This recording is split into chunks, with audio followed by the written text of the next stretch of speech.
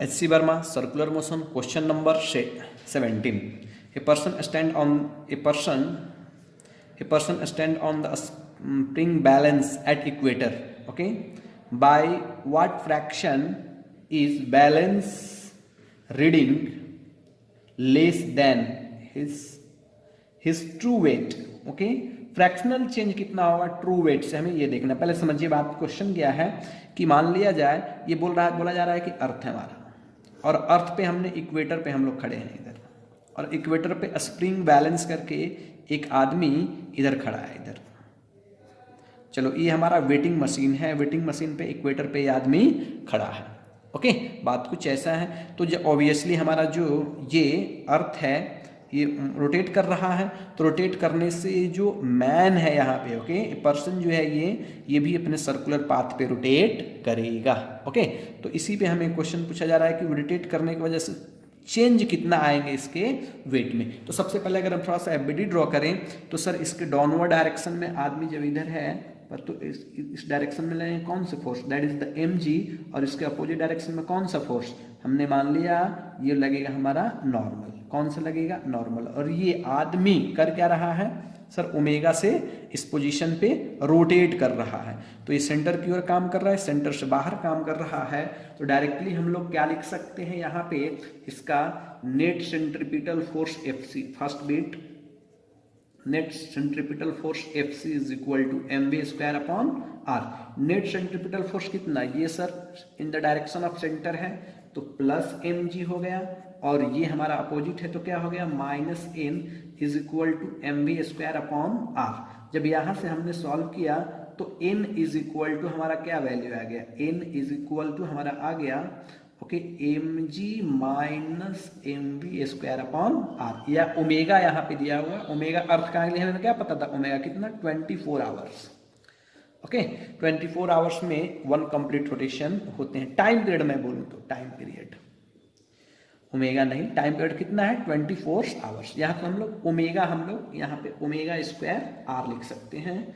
अभी मैं लिख देता हूँ ओमेगा स्क्वायर इंटू आर, पता है ना हमें F C is equal to M V square by R होते हैं, और क्या होते हैं एम ओमेगा स्क्वायर आर, इतना सारे वैल्यू होते हैं। ओके, तो हमने ये नहीं लिखकर ये यूज कर लिया ओमेगा स्क्वायर आर। ओके, चलिए नाउ नेक्स्ट वन। तो हमें अब देखिए ये हमारा मेजरमेंट है, ये हमारा वेट है, जो हमारा रीडिंग है, वेटिंग मशीन का क्या है ये रीडिंग। अगर मैं बोल लूं कि अगर अर्थ मूव नहीं, रोटेट नहीं करता तो ओमेगा क्या होता 0, तो आपका ट्रू वेट कितना होते mg। But due to rotation, जब अर्थ रोटेट कर रहा है तो mg से क्या हो जाएगा, कम हो गया। mg से अगर रोटेट नहीं चलता तो केवल mg होता, बट अगर रोटेट कर रहा है तो mg से क्या हुआ, रीडिंग हमारा कम हुआ। That means fractional change in weight. तो हम लोग क्या लिखेंगे यहाँ पे, fractional change in weight. Weight में कितना चेंज, फ्रैक्शनल चेंज। तो पहला कितना था सर जी, पहले कुछ नहीं होता तो mg होता, चेंज अब कितना आ गया रोटेशन की वजह से, तो mg minus m omega square R आ गया, अपॉन पहले कितना था mg, चेंज आया। रोटेशन नहीं होता तो mg होता, रोटेशन के आने की वजह से, तो चेंज से कितना हो, चेंज अपॉन mg। तो जब इसे सॉल्व किया तो mg इधर क्या कैंसिल हो गया, m omega square r upon क्या हो गया mg, तो यहां से m cancel, omega square r upon g। Okay, this is a fractional change. अब हम लोग वैल्यू रखते हैं इसका।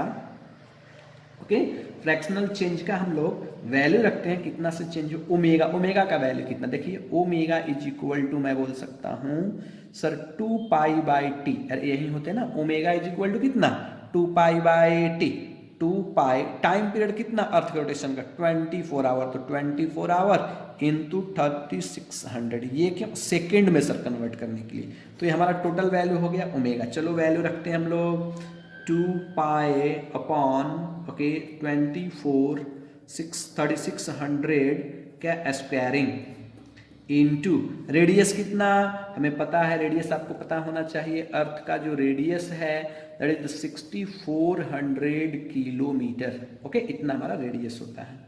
तो मैं अगर इसे लिखना चाहूँ तो 6400 इंटू 10⁵ मीटर वो रेडियस है, अपॉन जी, जी का वैल्यू कितना 10, जी का वैल्यू 10। जब हम लोग इसको सॉल्व करेंगे तो रिजल्ट आएगा हमारा 3.5 इंटू 10⁻³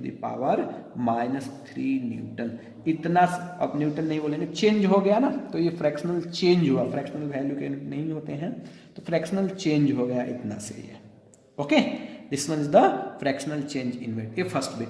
नाउ सेकेंड बिट ये बोला जा रहा है कि if the speed of the earth rotation is increased by such an amount that, okay, that balance reading, that means this one balance reading is half of the true value.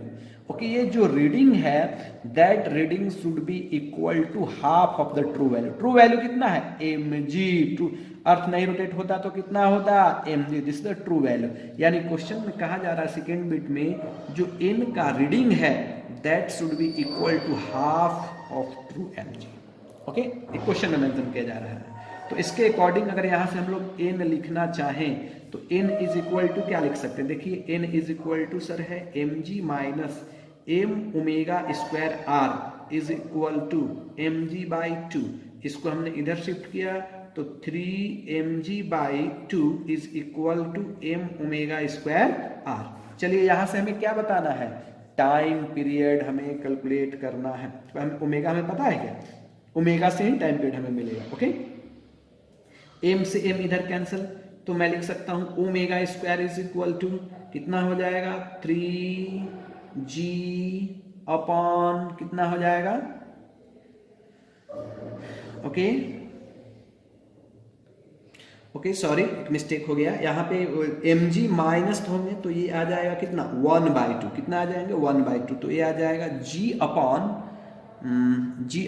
2r, कितना आ जाएगा g upon 2r, this is the omega square. Okay, तो omega is equal to हम लोग लिख सकते हैं, हमें पता है sir omega is equal to कितना 2π/t, तो यहाँ से वैल्यू रख दिए तो 4π² t² is equal to g upon कितना 2r, तो t² is equal to 4π² into 2r upon g। जब हम सभी वैल्यू को रखते हैं यहाँ पे t is equal to √4π² into 2 into 64 into 10⁵ metre radius upon ये कितना वैल्यू 10। ओके, जब इसको हम लोग सॉल्व करते हैं तो टाइम पीरियड हमारा कितना जाता है 2 आवर्स।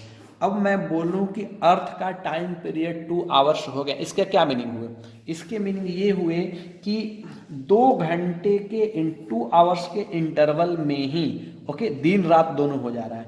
1 घंटे में कंप्लीट डेज हो जा रहे हैं, 1 घंटे में कंप्लीट नाइट हो जा रहे हैं, दिस इज द टाइम, इसका मीनिंग ये हुआ।